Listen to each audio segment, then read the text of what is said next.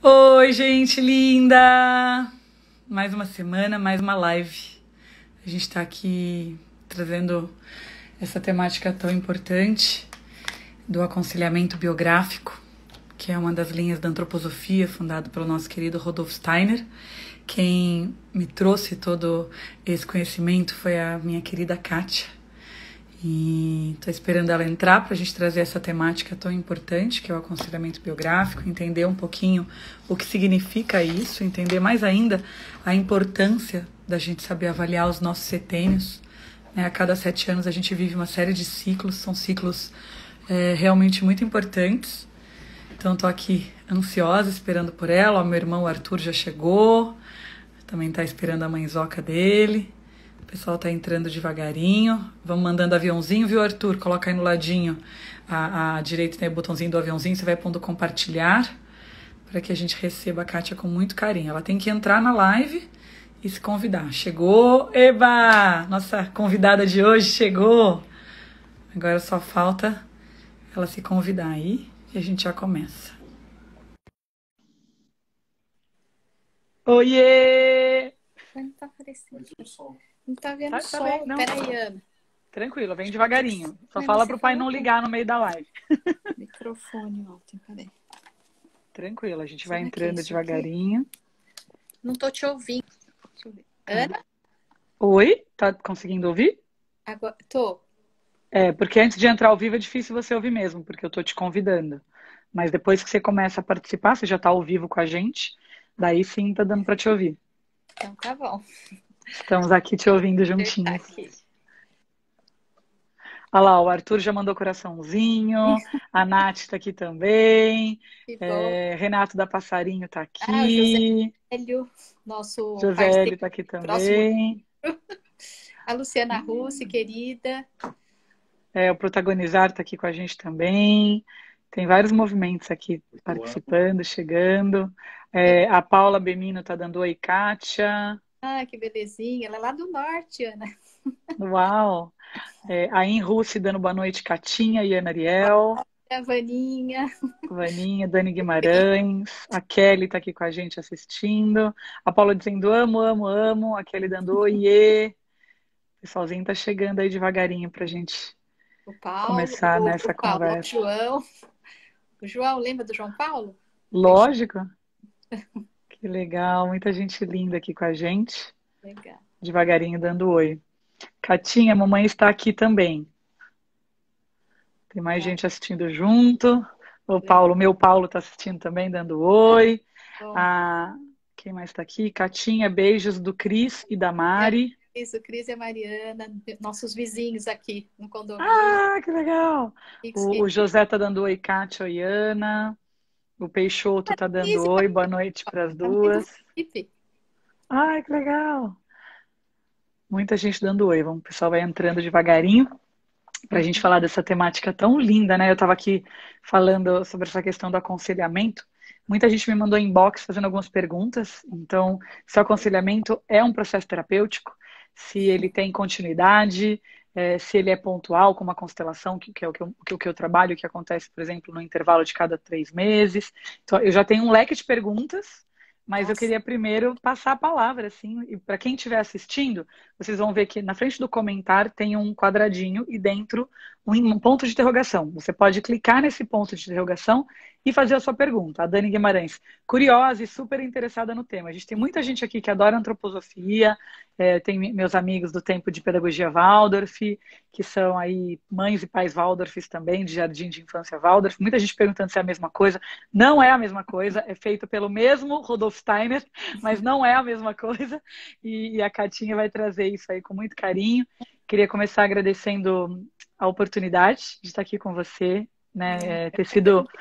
Não, é verdade, ter sido criança, né, nas suas mãos e ter sido educada um pouco por você também. E agora ter você aqui. Vamos parar. E agora ter você aqui entrevistada é muita emoção. Então, assim, minha gratidão, viu, por abrir esse espaço no seu coração, assim, para mim. Foi muito lindo. Ó, Protagonizar está dizendo, boa noite para vocês. Foi ótimo ouvir o Severino e a Nariel. Com Kátia, imagino que não será diferente. Olha, eu acho que vai ser melhor, porque quando duas mulheres se unem, eu nunca vi o tamanho dos movimentos que as mulheres mulheres fazem, assim, sendo bem feminista. Eu acho que onde as mulheres se unem, a coisa cresce de um tanto, que por mais que eu ame meu pai poeta, eu vou dizer, a gente tem muito a agregar. Catinha, explica pra gente aí um pouquinho o que que é o aconselhamento biográfico. Acho que todo mundo quer começar entendendo um pouco o que que é o aconselhamento biográfico. Tá, antes só um pouquinho, eu vou falar Claro, rapidinho claro. do meu processo, né? Como que eu cheguei ao aconselhamento biográfico. Tá bom. Você já falou, né, que nós fizemos, você fez um pouquinho do curso Da pedagogia Waldorf, da né? Waldorf, né? Aliás, você que me levou para o curso. E durante o processo do curso eu passei por um biográfico na Artemisia, que não existe mais.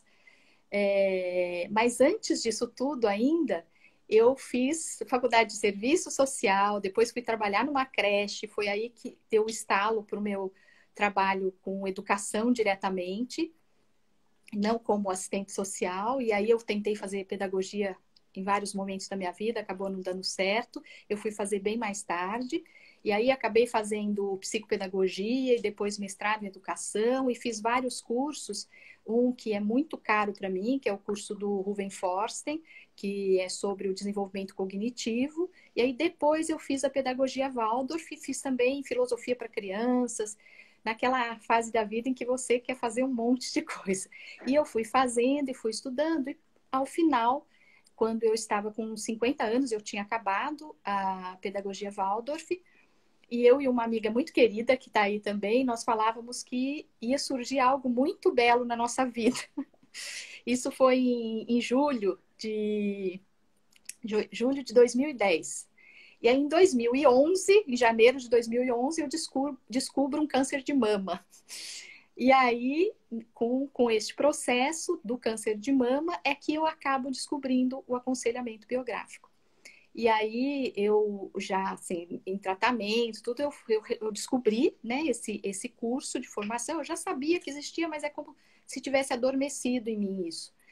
E aí, isso acordou e eu acabei indo fazer esse curso na Sagres, que é lá em Florianópolis, na Associação Sagres, que é a associação em que a doutora Gudrun fundou, que é quem sistematizou o método biográfico. Ele é Inclusive na fundamentado... Artemisia, né? A Gudrun, quando trouxe para o Brasil, ela começou na Artemisia, não foi? Isso.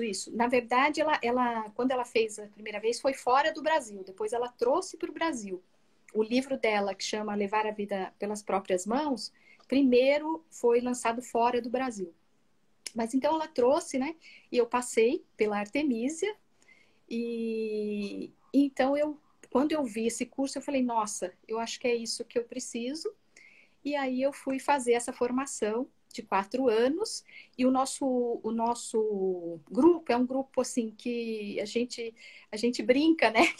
É um grupo muito unido, a gente continuou unido até hoje. Nós terminamos em 2015 e nós quisemos continuar fazendo esse aperfeiçoamento, aprofundamento, aprimoramento, que a gente possa falar. Então, todos os anos, nós nos encontramos, a maioria de nós, para um aprofundamento. Então, a gente vem fazendo desde 2016, 2017, 2018, 2019. Todo ano nós nos encontramos e esse ano vamos nos encontrar virtualmente, que seria agora em agosto, mas como infelizmente... Poxa, não vai ter Floripa esse ano, Não Catinha? vai ter Floripa esse ano. Mas nós vamos nos encontrar e nós estamos felizes por isso. E o nosso mentor, que é o Iop, ele mora na Holanda, mas ele vai fazer um trabalho com a gente aqui, que ele já tem feito há 3 anos. Então é isso, a gente faz esse aprofundamento, né? Bom, agora vamos então ao que é o aconselhamento biográfico. A gente gosta de falar que o aconselhamento biográfico é um processo de desenvolvimento de autoconhecimento. Muita gente acredita, fala, mas é um processo terapêutico? Pode ser para muita gente um processo terapêutico, mas a gente gosta de falar que é um processo de autoconhecimento. E ele é feito a partir do reconhecimento da sua própria história, da sua própria biografia. Como isso? Ele se dá pelos ciclos de 7 em 7 anos. O Steiner, na verdade, ele pega isso lá atrás da filosofia, que já se falava disso, só que ele sistematiza, ele estuda e percebe que nesse processo em torno de 7 em 7 anos, há uma mudança não só fisiológica, mas também psíquica em nós. Então, a pessoa, ela faz esse processo, né, fazendo o panorama biográfico, que a gente chama, da sua vida. Ela conta pra gente fatos e sentimentos, e a gente, é lógico, tem toda uma instrução que a gente fornece para a pessoa poder fazer esses relatos, e ela vai lembrando. Muita gente às vezes fala para mim, Kátia, eu não vou lembrar. Eu falo, calma, pode deixar, devagar. A gente vai criando um campo em que essas lembranças vão surgindo. Às vezes demora um pouco mais, um pouco menos, mas as pessoas vão falando. Então, o aconselhamento biográfico é isso, né? Um processo de autoconhecimento, né? Que abarca toda a vida da pessoa, né? A gente fala que quem pode fazer o biográfico, ele tem que estar com acima de 28 anos para cima, porque senão é difícil, né? Lógico que às vezes até acontece antes, mas é muito raro. E o que mais que eu poderia falar? E tem mais do que isso, né? O Steiner coloca que a gente desenvolve no córtex cerebral o discernimento só após os 28. Então, como é que a gente vai discernir o que a gente viveu antes dos 28 se a gente nem chegou lá ainda, né?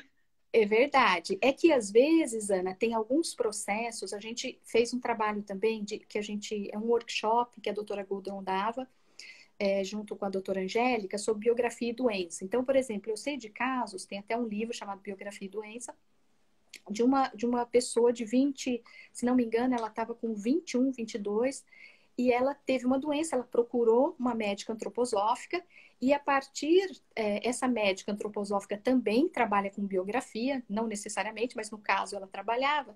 Então ela fez um trabalho com essa moça que tinha 21 anos na época, entendeu? Mas aí era uma coisa conjunta, né? Então é diferente. Em termos gerais, é realmente isso que você falou, a partir dos 28, porque surge essa capacidade aí, né, de discernimento. Aliás, muita coisa eu não teria feito antes dos meus 28 se eu tivesse escutado o que eu aprendi, que era discernimento primeiro. Então, eu já sou tema de biográfico. A Paula está dizendo isso aqui. Ela perguntou o que era e dela está escrevendo. A minha biografia daria um estudo. Já tem gente dizendo que merecia virar estudo teu aqui.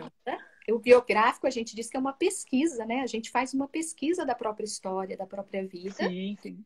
E aí, nesse método que a doutora Gudrun elaborou, tem várias coisas que a gente pode observar que são cíclicas, tem algumas crises que são naturais dentro do processo de desenvolvimento humano. A gente percebe, às vezes, padrões na nossa vida que a gente, se a gente não olhar com esse olhar mais sensível, a gente pode não perceber. E repetir o padrão, inclusive, né, de negatividade. Exatamente. E repetir padrões que a gente não quer repetir. Tem alguns que a gente fala, não, tudo bem esse, mas tem alguns que a gente não quer. Então, a gente observa tudo isso. E é muito interessante como que esse processo leva a um trabalho de autodesenvolvimento e autotransformação. Isso que é muito legal, né? Ó, o Antônio Pedro tá aqui, o Arthur tá aqui, o Nê tá aqui, a Lu tá aqui, a Nath tá aqui. Só pra você saber que a família inteira, que a gente tá em peso, assim, tô te dizendo que, assim, todos os filhos, genros, cunhados e noras, tá todo mundo aqui.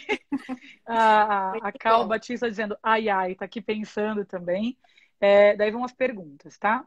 Pensando que pode ser um processo terapêutico, eu deveria analisar 7 em 7 anos?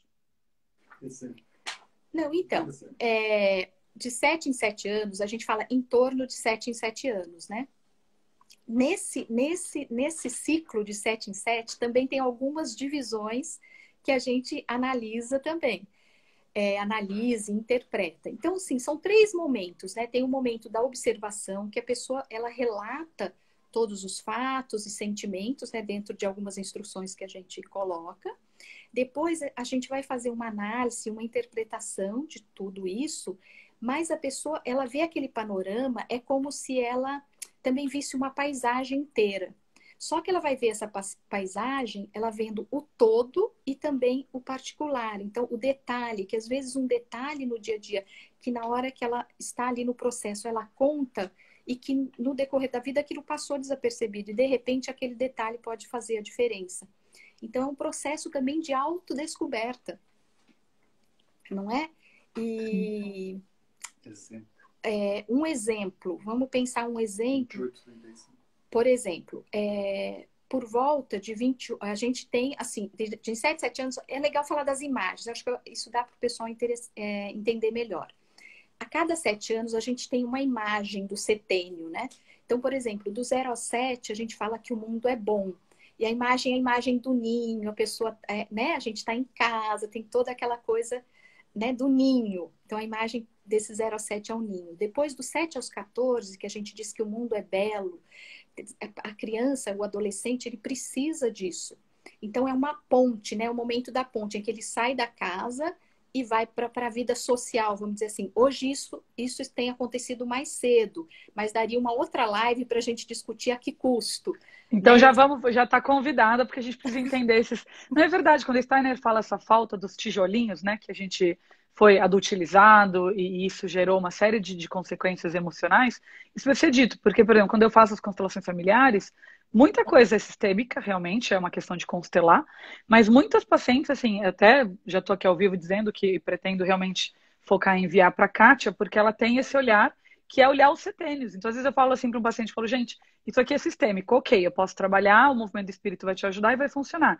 Tem coisas não, que realmente faz parte daquele quadradinho, do tijolinho que faltou, e daí esse alicerce, essa base, esse muro de proteção vai sendo construído com faltas. Tem umas 2 perguntas aqui também, se vocês quiserem anotando, tô vendo que meu pai, eu fico ouvindo a voz do meu pai no fundo, viu, pai? A gente escuta, então, ou você escreve, põe plaquinha, ou dá a cara aí para aparecer, porque a gente tá ouvindo. Dezembro. Gente tá... Larga a mão de ser enxerida, essa live é das mulheres. Mas esse lugar assim da gente pensar, já tem 2 perguntas sobre isso. Uma, se tem livros fáceis para ler. Essa pergunta é bem legal, então talvez no finalzinho ou até depois eu me comprometo a deixar aqui, eu vou salvar esse GVT, vocês vão poder assistir depois. Eu deixo disponíveis as biografias com nome, editora. A gente adora divulgar direito, né, os livros, e, né, por motivos mais do que óbvios, a gente adora. E a segunda pergunta, pediram para você falar um pouquinho sobre a crise dos 40 anos. Só para você já ir pensando assim em todo o movimento, já são perguntas que trouxeram para as caixinhas. Tá bom. Então, deixa eu e tem uma paciente sua dizendo, eu tive a felicidade de fazer um acompanhamento com a Catinha aqui em Lorena. Os momentos luminosos me acompanham até hoje, em Russi. É a Luciana Russi, que nós fizemos um trabalho, porque ela também passou pelo panorama biográfico na Artemisia, e depois a gente fez um trabalho de aprofundamento desse biográfico dela, porque eu já tinha terminado o curso, e nós fizemos esse trabalho, foi muito bonito mesmo. E uma das minhas melhores amigas de vida, de infância, que é a Lilian, tá aqui ao vivo também, falou, eu preciso da Kátia, eu sinto saudades de ouvi-la. Bonitinho.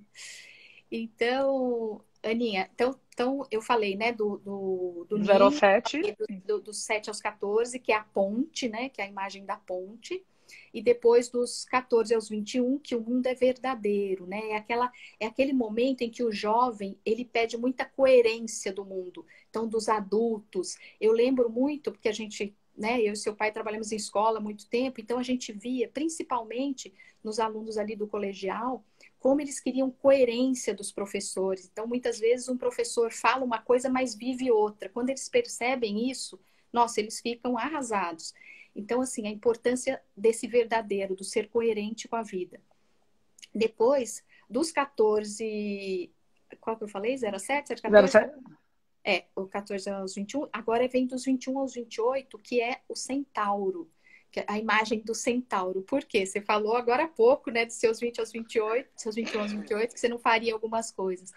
É um momento em que é aquela imagem, né, a gente é a cabeça e ao mesmo tempo tem o instinto animal. Então a gente faz muitas coisas sem saber a consequência. A gente vai muito mais por impulso do que pela consciência e pela razão. Muito mais, né? Sim.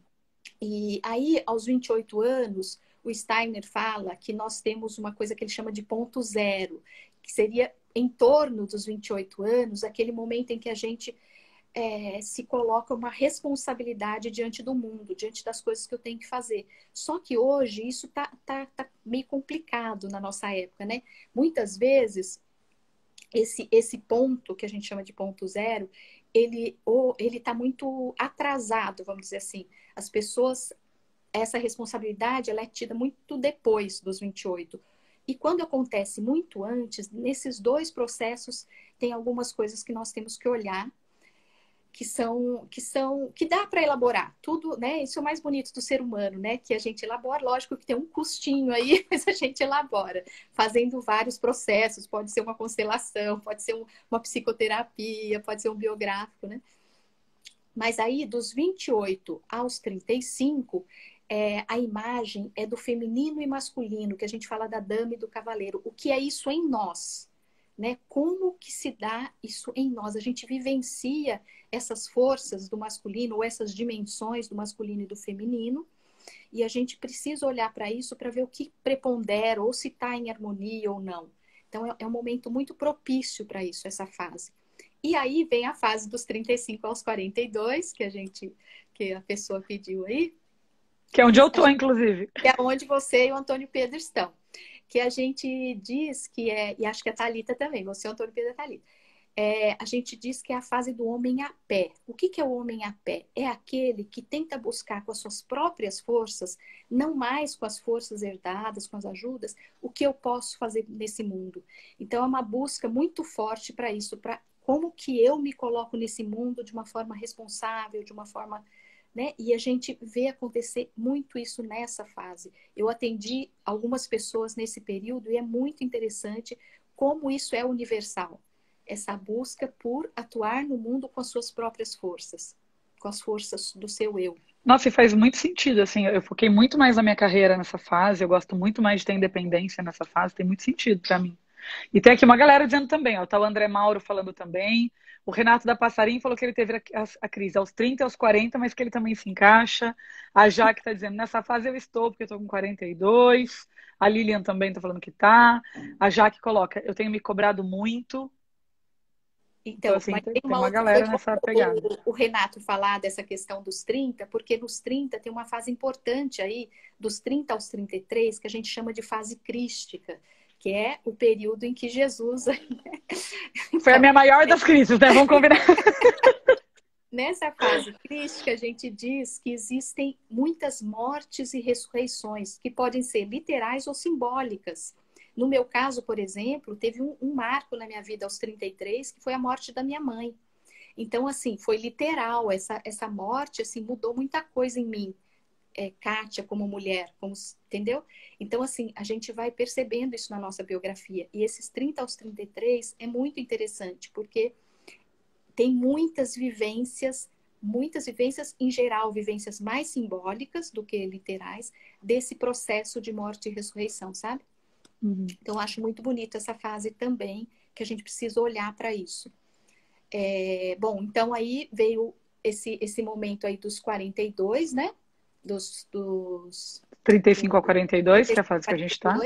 Depois dos 42 aos 49, que eu não sei se tem alguém aí nessa fase, mas é a fase do guerreiro, quer dizer, eu já de alguma forma, eu já me coloquei no mundo, já me responsabilizei por muitas coisas, mas eu ainda preciso lutar e consolidar tudo isso. Então, essa fase do 42 ao 49 também é uma fase muito, muito importante, que a gente inicia um processo que eu chamo de essencializar, que isso vai ser muito forte a partir dos 56, 49 a 56. A gente não quer mais muita coisa, a gente percebe quanta coisa a gente não precisa. Isso pode acontecer antes, mas nessa fase, isso é muito propício. Então, eu sempre brinco, né, com o seu pai, não, precisamos essencializar, porque isso traz uma leveza no nosso dia a dia, na nossa vida, que é muito legal, que é muito importante. E dos 56 aos 63, a gente diz que é o tornar-se sábio, né? Porque a gente já teve todo um processo, toda uma vivência, e a gente agora pode perceber o quanto nossa vida foi presenteada por muitas coisas. Independente do que eu vivi, com as crises, com uma série de coisas, a gente percebe, quando a gente faz o biográfico, quantos presentes nós recebemos durante a vida, em todos os sentidos. E aí a gente sente uma necessidade de doar para o mundo tudo isso. Que é a fase, na verdade, que vocês estão até fazendo as lives, os livros, né? É até uma necessidade de compartilhar todo esse conhecimento. Então, na minha vivência, né, eu Eu fui um pouco antes, o primeiro livro que a gente lançou eu tinha 53, 52, 53, né? Que foi uma pedagogia poética para as crianças. Que na verdade foi um impulso, assim, seu pai me ajudou muito, porque eu achava que eu não tinha, sei lá, que não era, isso aí não era para mim escrever, eu achava que só ele podia escrever. Então esse livro aqui, né, vou até mostrar para as pessoas. Lindo, lindo, lindo. Né?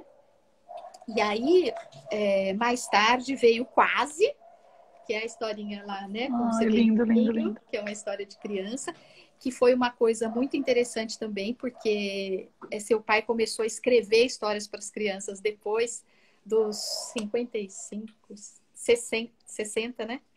Por volta de 60 anos, olha que interessante, né? Então tem a ver aí com esse processo, 56, 60, 63. E há um ano a gente fez a Poética da Infância, que é conversas da editora Passarinho. Que o Renato está aqui. E agora já tem mais 3 aí em andamento. Mas tem o do voo, que tem o dos pintinhos, dos passarinhos. O Reino dos Bichinhos, que também é pela editora Passarinho. O Voo dos que Ensinam e Aprendem, uma escuta poética. Tem um Quintal de Estrelas, que ainda está também no forno.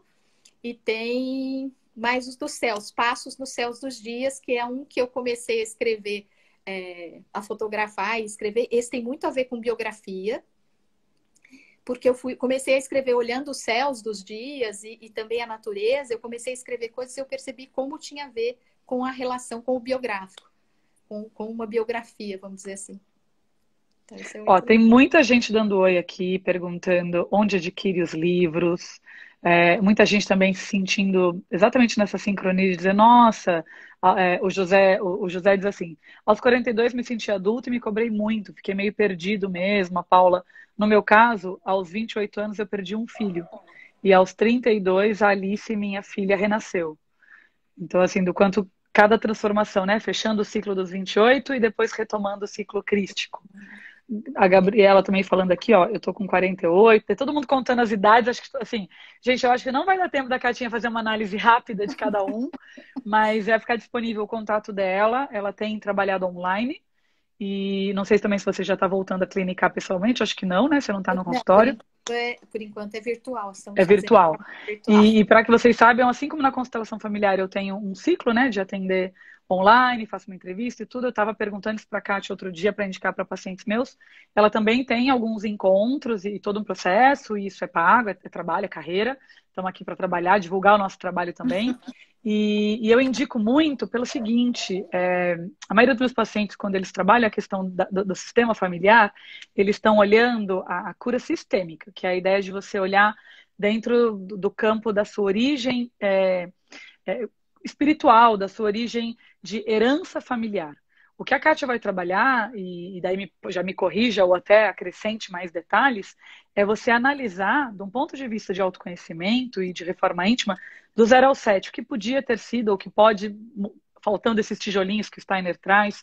Até uma pessoa perguntou, isso aqui é pedagogia Waldorf? Não é pedagogia Waldorf. Pedagogia Waldorf é uma das muitas frentes do Steiner, né? Ele tem a antroposofia como um todo, que é a medicina antroposófica. O Steiner em si, ele criou muitas linhas. Então, não estamos falando de pedagogia Waldorf. Você é um educador, a gente pode marcar uma live só de pedagogia Waldorf. A Kátia é uma pedagoga Waldorf maravilhosa, ela também pode trazer isso. A gente pode marcar setênios, ela trazer os contos de fada, que são lindos, ela tem... Exatamente. Bom você falar isso, porque... porque eu acho tão lindo os seus áudiozinhos com aquela coisinha na cabeça. Você trouxe aí pra gente mostrar? O chapéu de 3 pontas. Eu quero o chapéu.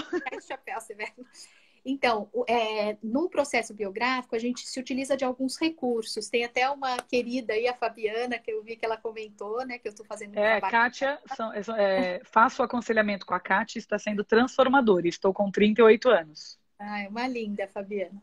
E então a gente se utiliza de alguns recursos, né? De desenhos, de pinturas, e o recurso do conto de fadas também.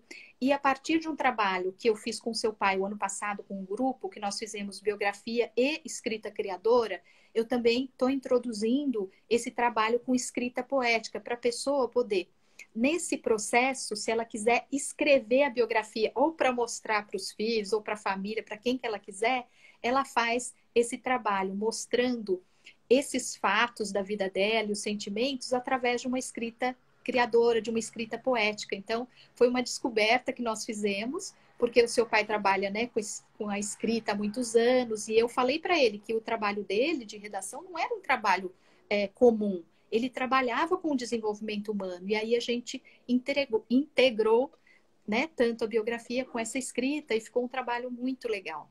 E algumas pessoas fizeram ano passado, foi muito bonito. Esse ano a gente iria fazer mais 2 vezes, mas não conseguimos. E não vale a pena tentar fazer virtualmente ou ele precisa ser presencial? Então, o presencial, assim, como a gente tem essa coisa do presencial, né, Ana? A gente acha que é mais rico. Mas eu estou fazendo esse processo virtual e estou descobrindo que também dá para fazer, que a gente pode, né, tentar adequar algumas coisas e dá para fazer. Eu até falei com o seu pai da gente tentar fazer um virtual também, né? Porque eu acho que cabe, né? A gente está aí num ano tão atípico e as pessoas continuam precisando se alimentar de riquezas de autoconhecimento, de riquezas de poesia, de riquezas né, de um conteúdo que desperta. Tem aqui uma pessoa perguntando, até tinha colocado aqui na chavinha, na ordem, seria melhor passar pela constelação familiar para depois pelo conhecimento biográfico? Eu vou responder o seguinte, tá? São coisas diferentes, mas elas são complementares. Mas o que eu queria trazer é que, assim, quando eu trago a Kátia aqui, o que eu estou tentando dizer para os meus pacientes é o seguinte: na constelação familiar, você vai estar trabalhando o seu sistema familiar.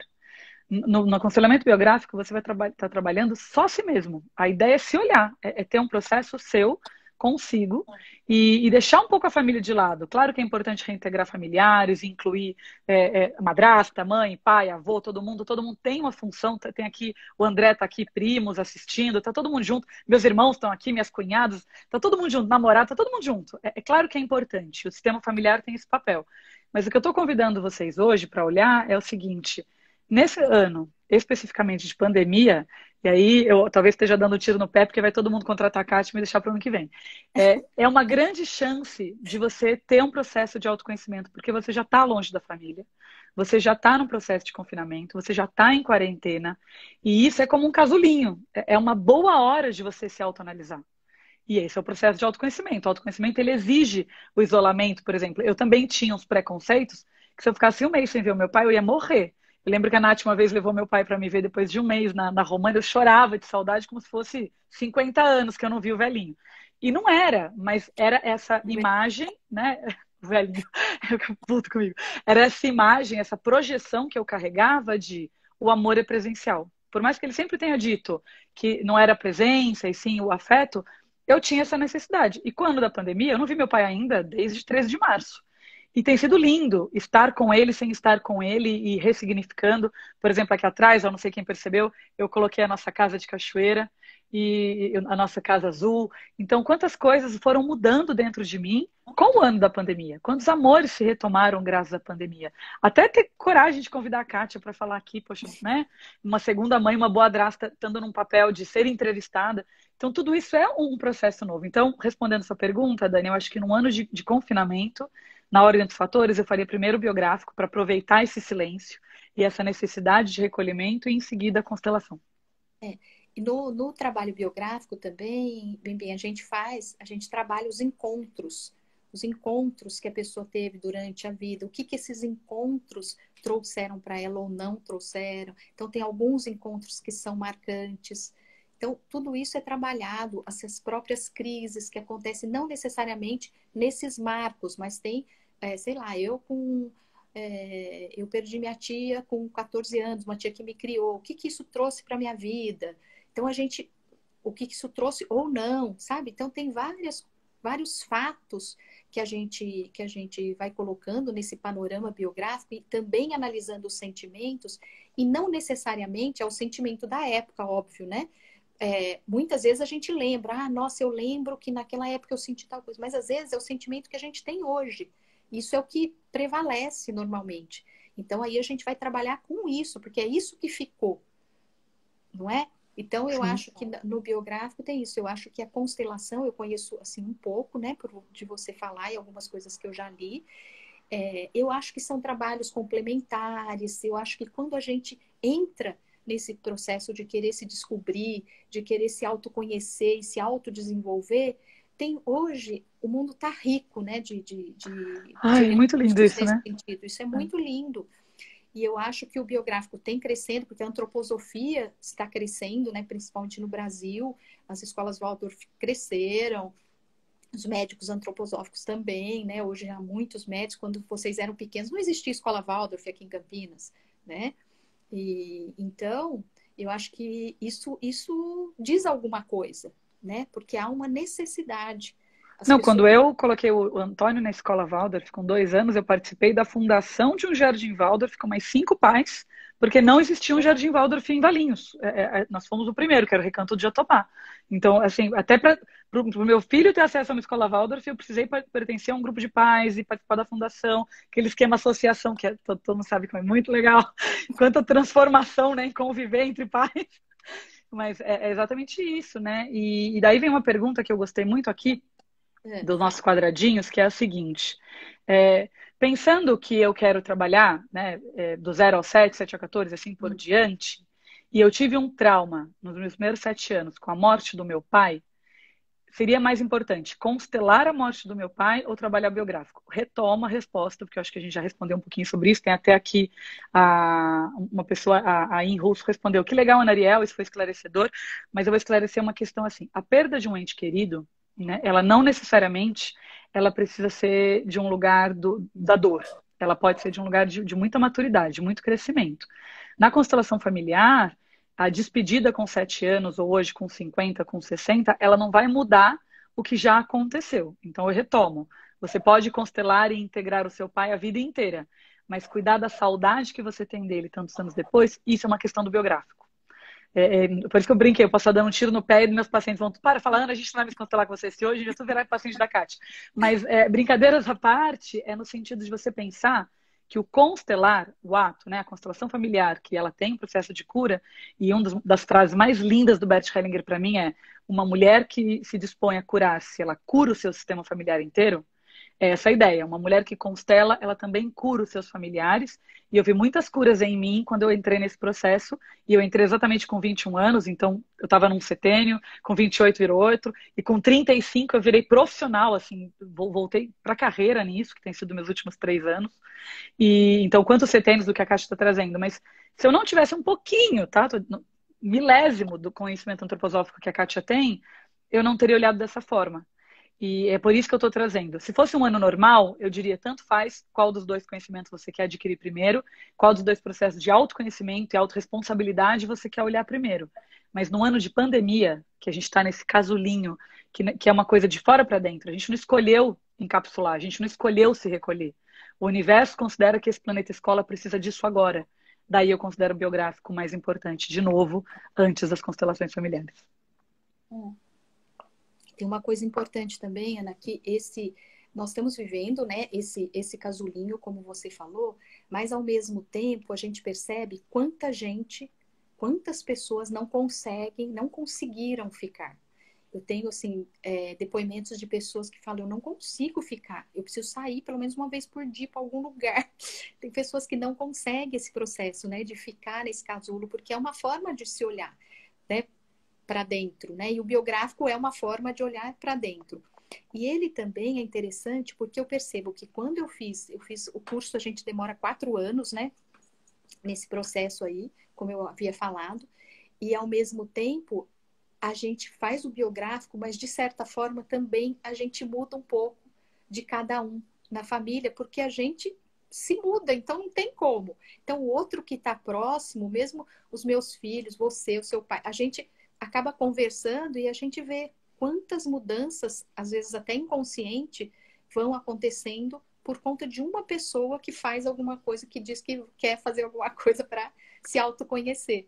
Como essas outras pessoas também, que estão ao seu redor, ao seu entorno, também acabam sentindo isso e também tentando mudar de alguma forma. Então, eu acho que fazer o biográfico e você fazer a constelação, nós duas tivemos várias transformações, várias metamorfoses, que a gente usa muito esse termo no trabalho biográfico, né? Que existem metamorfoses, e essas metamorfoses acontecem de muitas maneiras. Tem um dos recursos que a gente usa, é o espelhamento, que a gente fala. Que o espelhamento, por exemplo, dos 21 anos, que seria um espelhamento para fazer com as pessoas que estão... A gente até faz com os mais velhos, né? Mas necessariamente com quem tem até 42 anos, o espelhamento de 21 anos é muito interessante, porque você vai analisar, o 21 fica... É um U, né? Que a gente faz, e na base está os 21 anos. Então, a gente vê o que você viveu no seu processo de educação, né? Porque é um processo de educação do zero aos 21.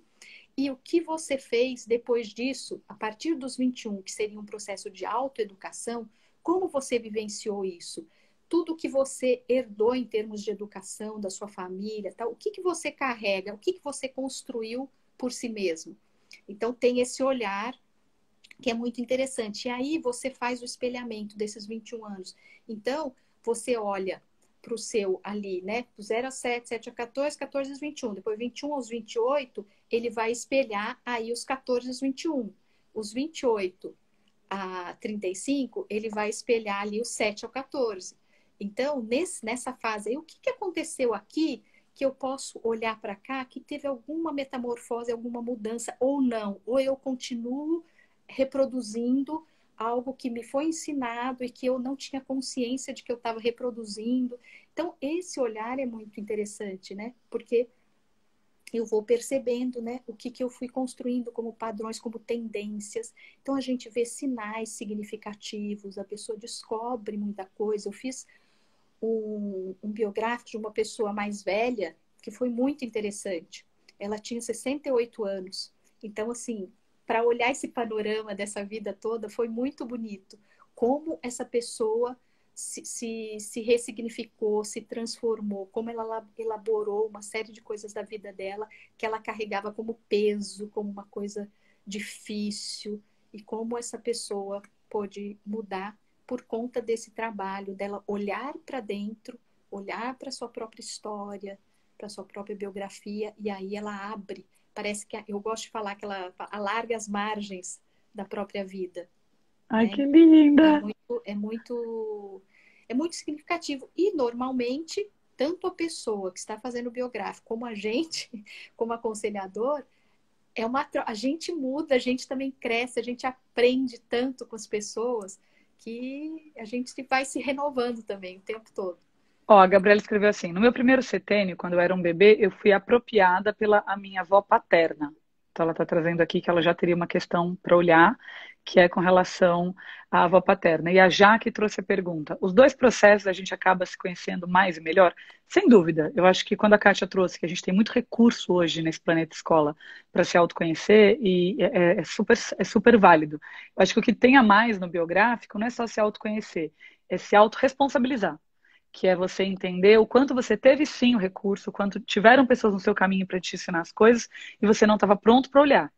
E daí, com o autoconhecimento, que é reavaliar esses setênios todos, você fala, nossa, tive recurso mesmo, né? Quantas pessoas da minha idade gostariam de ter tido pais mais abertos, mais amorosos, gostariam de ter tido relações positivas, né? Agora que eu estou nesse papel aí de madrasta também, e fico vendo os meus filhos que também têm uma madrasta, que desafiador que é você ter outro sistema familiar na sua casa e gerenciar tudo isso, e você só consegue olhar quando você fala, eu fui uma criança mala, talvez uma enteada meio chapinha, e agora que eu sou uma madrastinha, ai, que difícil.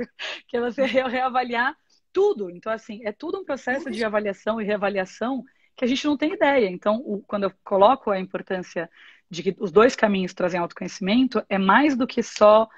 peraí que a Paula falou. Importante mesmo se olhar e tomar a consciência de ser melhor. E, Paulo, não é só de ser melhor, porque eu acho que todo mundo deu melhor. É no sentido de você perceber quantas ferramentas, quando você reavalia com o biográfico, quantas ferramentas você vai ter de novo.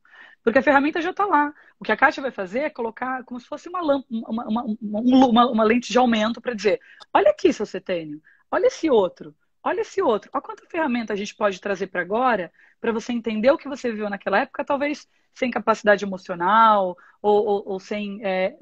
desejo de autorresponsabilidade, eu falo por mim, que tive muitas fases não muito autorresponsáveis, do quanto eu falei, nossa, olha como meus pais foram legais em relação a isso, olha como eu passei do ponto aqui, e daí a gente vai olhar uma série de coisas que o autoconhecimento só traz se olhar setênio por setênio. Tem mais gente entrando e perguntando assim, é um processo para uma vida inteira? Quantas vezes a gente teria que fazer biográfico? Não, então, o interessante é que a gente pode fazer o biográfico e a gente acaba tendo alguns recursos que a gente pode continuar por nós mesmos, né, a fazer essa análise, essa interpretação. Muitas pessoas preferem fazer um aprofundamento, como eu fiz com a Luciana. A gente faz um aprofundamento do biográfico. Você já tem, mais ou menos, você já tem a sua vida ali, já tem seu panorama, já fez uma análise interpretativa, mas a vida continua, então as coisas vão acontecendo. O biográfico nos ajuda também e nos inspira para um projeto de futuro.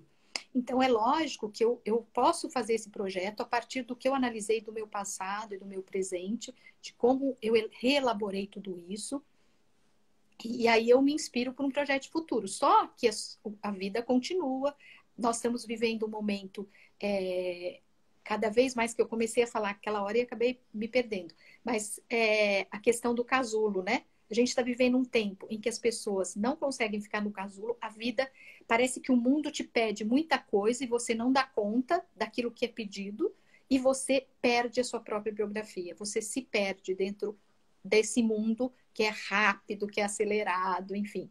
E a biografia, ela faz um processo de desaceleração. Então, peraí, eu vou olhar agora devagar para a minha vida, para os meus setênios e vou ver fato a fato. Então, você dá uma abaixada, vamos dizer assim, e esse processo de desaceleração te ajuda depois, quando você acaba o biográfico, né? Ele é um processo, normalmente, dependendo aí da idade, da intensidade dos fatos, é um processo que vai de 2 a 3 meses, dependendo. Mas tem também, Ana, um outro método que a gente aprendeu depois da formação, que é com esse UP, que ele vem todo ano e faz, que é um trabalho que a gente chama de tríptico, que a gente parte de uma questão específica.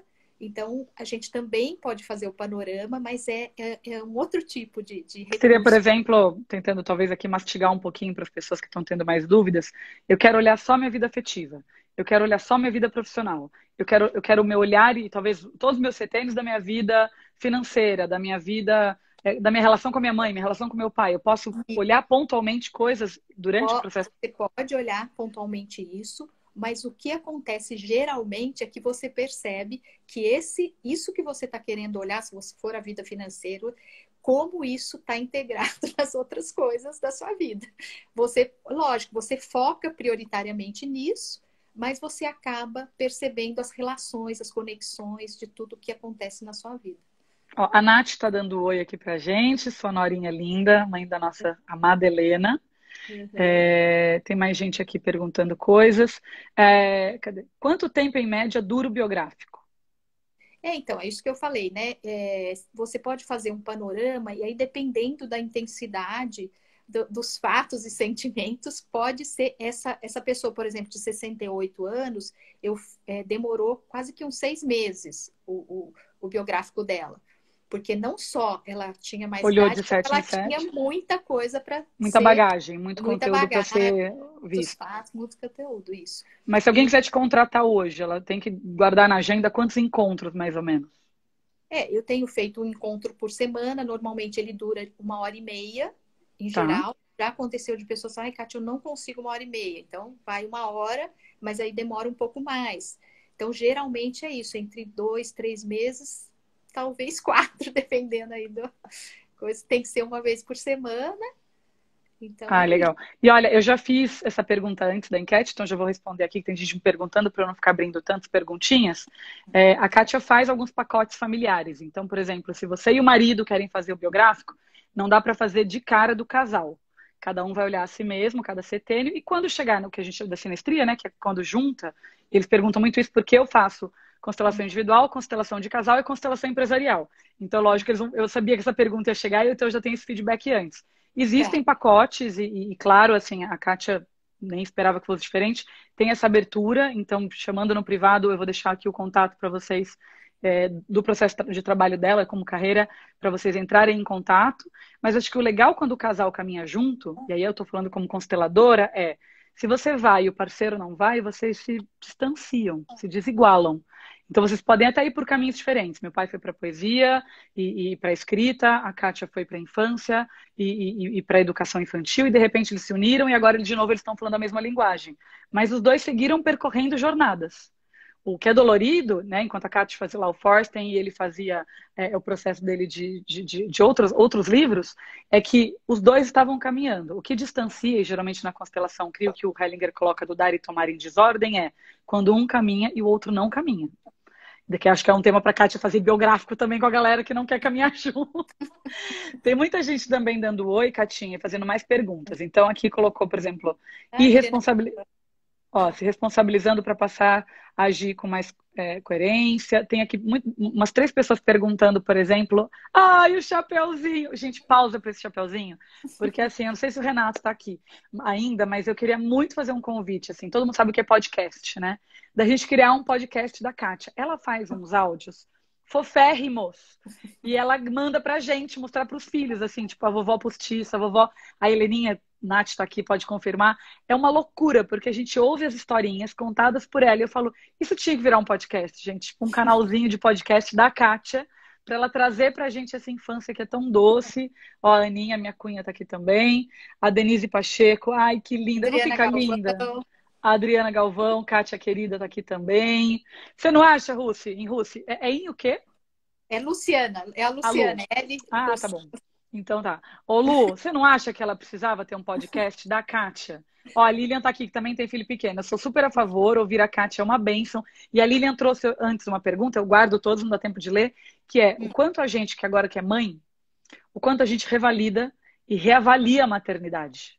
Né? Então tinha a Ana filha, de repente tinha a Ana mãe e tem hoje a Ana madrasta. Eu mudei meus conceitos de vida com esses 3 personagens, porque os 3 me constroem, mas eu vou ganhando a visão do quanto o outro fez por mim, quanto o outro teve que se doar, do quanto não é simples assim. E aqui, o Renato tá aqui. Sim, você não acha, editora Passarinho? Vamos lá. A protagonizar. Faz um podcast, Kátia! Então já fica o convite, eu ajudo, a gente cria um canalzinho, mas precisava ter um podcast para as mães, porque a gente está nessa pandemia, e eu vou dizer, sem avisar a Kátia, eu já saio compartilhando com um monte de gente, viu, gente? Os áudios que ela me manda de historinha. Mas eu tô oficializando, e seria tão bom oficializar esse chapeuzinho. Põe de volta pra gente, que é essa imagem, porque é concreto, é essa imagem a voz. Né, que a criança precisa ver isso, que é o conto de fadas, 3 pontas, e ao mesmo tempo a suavidade da sua voz, tudo que você representa hoje, com toda essa sua trajetória, até como avó, né, que é uma trajetória nova, é um amor diferente. Então, ó. Tá aqui. Nisso tem uma coisa bonita para contar, porque quando eu fiz o biográfico, depois tem umas metas que a gente faz, e uma das minhas metas, assim, dali 7 anos, como você se imagina? E uma das coisas que eu coloquei que eu me imaginava como vó, e exatamente depois de 7 anos eu me tornei vó. Ai, que linda! Eu me imaginava com a avó brincando, eu fiz até a cena e realmente aconteceu nessa minha inspiração de futuro, né? Desse projeto de futuro que a gente faz no final, e realmente as coisas que eu coloquei lá eu consegui realizar, vamos dizer assim. Ó, a Célia tá dizendo, amei a ideia do podcast, a Lu tá dizendo, hashtag podcast da Catinha, protagonizar eu quero podcast, tá todo mundo aqui no podcast, a editora Passarinho mandando corações pro podcast, eu acho que já fica aqui esse convite, e acho que é importante, a gente tá aqui falando hoje de biográfica especificamente, que é uma temática do aconselhamento biográfico, que é um processo de autoconhecimento, ele é um processo, assim, ao meu ver, muito terapêutico. Se quem não gosta muito de usar a palavra terapêutico, você pode usar o processo que a Kátia usou do título de autoconhecimento, mas todo o processo de autoconhecimento ele exige autorresponsabilidade. Então, você que está responsável, marca o seu nome na live, coloca aí, essa setinha para a direita, que é tipo um aviãozinho aberto, sai mandando essa live para todo mundo. Eu vou salvar no IGVT, marcando a Kátia, marcando meu pai. Se marquem, compartilhem, o Instagram está aberto para isso. A gente precisa levar esses conteúdos, né, de um amor qualitativo no processo de autoconhecimento. Muita gente trouxe, poxa, a terapia convencional não tem isso. Não é que não tem, tá? E eu amo os psicólogos, eles também fazem parte da minha jornada. Mas o psicólogo, ele tem a faculdade, que é essencial para a base de tudo. E sempre gosto de reforçar, eu não sou psicóloga, a Kátia não é psicóloga, nós não temos CRP, a gente não está aqui com essa intenção. A gente está aqui num processo de autoconhecimento, no meu caso como consteladora de terapia familiar, que é o processo sistêmico mesmo, a Kátia no processo de aconselhamento do biográfico, eu adoro deixar tudo bem redondinho, e a gente com certeza, e eu tentenho muito parceiros psicólogos e parceiras psicólogas que poderiam fazer esse trabalho semanal, mas tanto a constelação é pontual, quanto o aconselhamento biográfico é pontual, e ele vai vir e ir da sua vida como uma jornada que você está disposta a muito mais autorresponsabilidade. E muitas vezes a gente já chegou pessoas para mim que eu vi que o biográfico não era o momento do biográfico. E eu encaminhei para uma psicoterapia, porque eu vi que o biográfico não ajudaria aquela pessoa naquele momento. Então a gente também encaminha as pessoas, né? Isso faz parte. Exatamente, e faz parte, né? E claro que no processo da terapia sistêmica, eu também faço muito esse papel da continuidade de alguns pacientes, mas não é a mesma coisa. E eu acho muito importante esclarecer, porque tem mercado para todo mundo, tem espaço para todo mundo, tem amor para todo mundo, todas as carreiras se complementam, se somam. Eu acho que muita gente precisaria apenas ler um livro bem gostoso do meu pai aí, ou da Kátia, sentar e voltar à infância e retomar os setênios de quando você escutava contos de fada, e agora como mãe ou avó você faz o papel de ser a pessoa que leva o conto de fada a uma nova infância. Acho tão linda essa ideia de que nesse amor, né, onde tem o autoconhecimento, a gente soma tanto. E todos os caminhos também levam a gente ao amor. A Lu disse assim, gostei muito de ouvir essa visão sua, Nariel. É porque é verdade, Lu. A gente tem uma coisa muito triste no mercado de trabalho, que é a competitividade. A gente não pensa, o Hellinger tem uma frase que eu amo muito nas constelações familiares. Cada constelado encontra o seu constelador. Então eu acho que cada pessoa que precisa trabalhar o biográfico encontra também o seu aconselhador. E cada paciente vai encontrar o seu terapeuta, ou seu psicólogo, ou seu psiquiatra, ou seu psicanalista.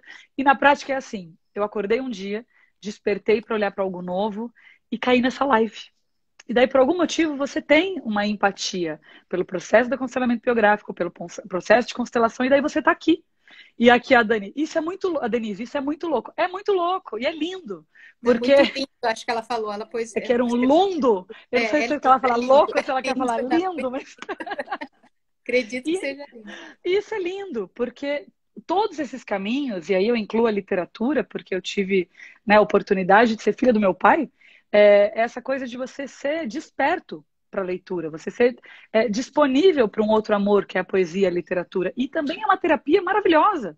Nessa quarentena eu nunca li tanto, assim, as pessoas falam, essa pilha de livro do seu lado, você está lendo? Eu falo, tô, né, porque a gente está aqui 1 mês, 2 meses, 3 meses, então bora ler, porque o tempo tem que passar.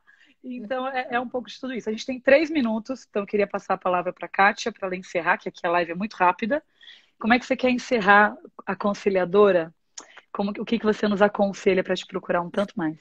Olha, eu queria encerrar lembrando, Ana, um texto do seu pai que eu gosto muito e que eu acho que traz essa proposta de autodesenvolvimento, que ele diz: errantes, continuamos a criação do mundo.